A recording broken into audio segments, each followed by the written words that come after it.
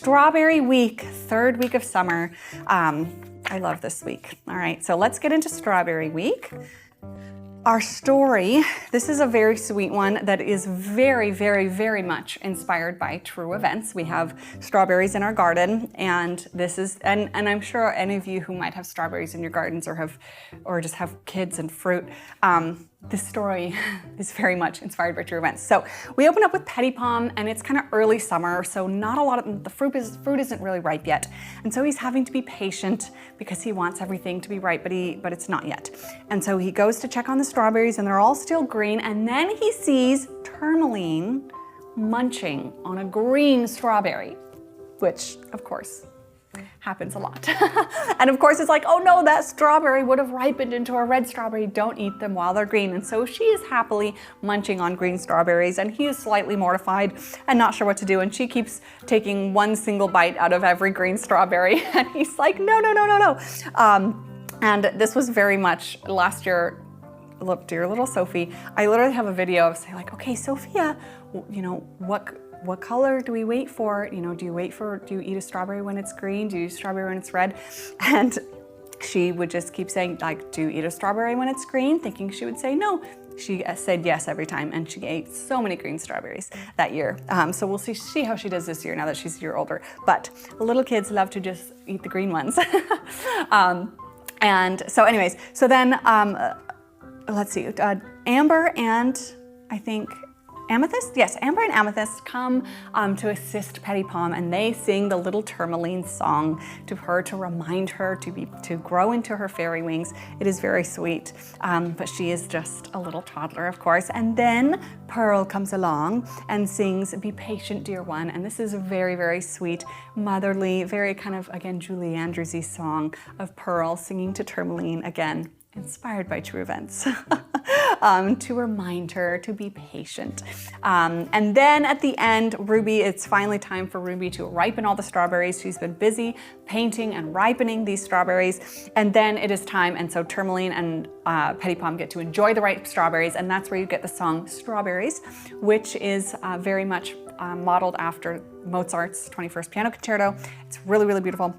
And it's a lovely song, and it just like, you feel like you're floating in strawberries. It's lovely. So, lovely song to finish off the week of strawberries. So songs this week, we have Little Tourmaline, Be Patient, Dear One, and Strawberries, and lots of fun ones. Now, we do have some Play-Doh this week, all right? We have strawberry Play-Doh this week for our morning activity. This is really simple and really sweet. It's really just red Play-Doh, so I have a red Play-Doh recipe, and you add sesame seeds, and it just is exactly the texture of strawberries. It is so fun. Of course, if you have a sesame allergy, you can omit those. You can use flax seeds, poppy seeds, or just skip the seeds altogether just for red strawberries. But if you can have sesame seeds in your home, it just is like a strawberry. It's strawberry Play-Doh. It's so fun. So add those sesame seeds at the end. So you'll make your Play-Doh like normal, and then once it's made, you kind of knead in the sesame seeds and get this beautiful strawberry texture. It's a lot of fun. And I know strawberry season will vary where you are. So here in Washington State, third week of June is peak strawberry season, which is why it's third week of June in our curriculum. But of course, as I mentioned in my summer planning, and as I will always mention, if your strawberry season is different, you can absolutely put this story really wherever you want. This one is not continuous in any way. It could go in any season, in any part of summer. So if you're in, if it's even earlier, you could sneak this up and do this sooner if you'd like. There is one activity that's like kind of summer holiday related, but you could also adapt it really easily. So I'll touch on that. But you can absolutely move this week to depending on when your strawberries are ripe. But here in the Pacific Northwest, it is very much June. So that is why it is where it is. So our first, our morning activity, strawberry Play-Doh. Our main lesson for our life skills, living arts day is, if you can, strawberry picking. So if you can actually go out strawberry picking to a strawberry farm, definitely do that if you can. If you can't do that, you could take your kid to a farmer's market or even just the store and buy some good strawberries for your strawberry jam making, because we will be making strawberry jam. So you could use that as just a preparation day for getting the strawberries you need for jam. Or I know someone did say, my child's allergic to strawberries. You can also replace with raspberries for the jam making, or really any fruit you want. to make jam. So if you can go strawberry picking, now's your prompt, now's your chance to take your kids on a great little strawberry field trip if it works out for your season and your area and your children.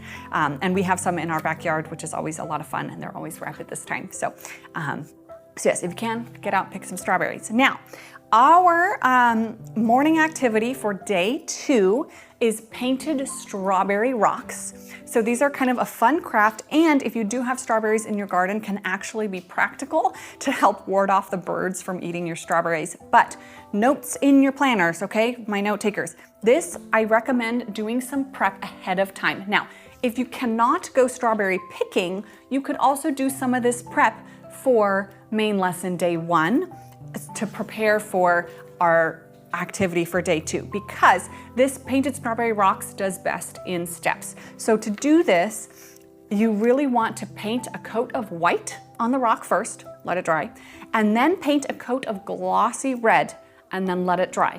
And I found that the most fun part for the kids is using the yellow and green acrylic paint pens to just decorate the seeds and the stems. So if you especially have littles, I would recommend preparing the base of the rock ahead of time and having your activity actually just be with the little paint pens. Here you have little Sophia decorating her little strawberry rocks. So just a note for some prep, if you want to prep that on day 1 to do the first 2 coats of white and red, and that white base really will help it look good. If you don't do that white base, the acrylic right on the rock kind of just doesn't look as nice, and I would highly recommend glossy acrylic paint for the red, and then paint pens for the seeds and the stems, and they look really, really cute. So just lots of tips for planning ahead, for making sure you have time to do those coats and dry so that you can enjoy just doing the little details with your kids, really. And then baking day main lesson is strawberry freezer jam, which is really, really fun and yummy. And I love the freezer jam process because it doesn't include, you do have to cook a little bit, but it's not like cooking over a hot stove for a long time, right? So it's just, you can cook it and then you get to see, it's just more about the real fruit, and it really preserves the taste of the natural fruit more so than typical jam, and you don't actually have to have canning stuff. You can just keep it in the fridge or the freezer, and it works really well for gifts and stuff. So another big tip, so I have my strawberry freezer jam recipe, and if here in the US, if you can find Sure-Gel pectin, that's what you're gonna use. But still, no matter what pectin you use, and I think in the UK it's called jam sugar, you know, in every different thing. Does the pectin smell like how the gelatin smelled during marshmallow making? It has a little scent, not as strong as the marshmallows though. Still, refer to the actual pectin recipe that you're using. This is a guide, and mostly you can kind of use this as a guide for the instructions. So like you get to see step 1, you're mashing, this is what step 7 looks like, and you know, kind of get a sense of it. But really, I recommend still using, each pectin is different, and there's less sugar pectin, normal pectin, there's lots of different brands and lots of different types, and it's a very specific, like a science for how much fruit you have to that brand of pectin and how much sugar, and all of those things have to be just right to get it to set. So here's kind of my suggested recipe based on the Sure-Gel jam, but still look at the recipe for the freezer jam on the packet or on the box or with whatever you get. This is a guide as far as the instructions. The kids get to mash the berries, then you cook the pectin and stir it into the mashed berries and put it in jars. But please still, whatever pectin you get, follow those quantities to make sure it sets well, okay? So, and especially if you're not in the US and you have different brands, look at that. That usually will come with instructions. So just a big note there, this is kind of a unique thing because it has to set just right. So just take note of that. And then day 3, painting day, morning, sidewalk chalk again, enjoy an easy drawing outside. And then this is kind of our one kind of holiday-ish. We have these strawberry Father's Day cards, but of course this doesn't have to be Father's Day specific. If you're in the US this year, this does line up perfectly before Father's Day Sunday, but you could do this for any little fun strawberry printed craft. It's really just making prints out of strawberries. This works best with like farm fresh really ripe strawberries, you can see you just cut them in half and then kind of slice the top out to get that heart shape, and then just stamp them on some watercolor paper, and they make sweet little hearts. You can have a child write a little note to daddy, or you could write a note to daddy, or it could be to grandma, to mommy, to friends, or just heart stamps. Now, if they're not super juicy, you could also kind of use them as stamps in red watercolor or red paint, however you want to do it. But the idea is just using the shape of the strawberry to make a little heart to stamp.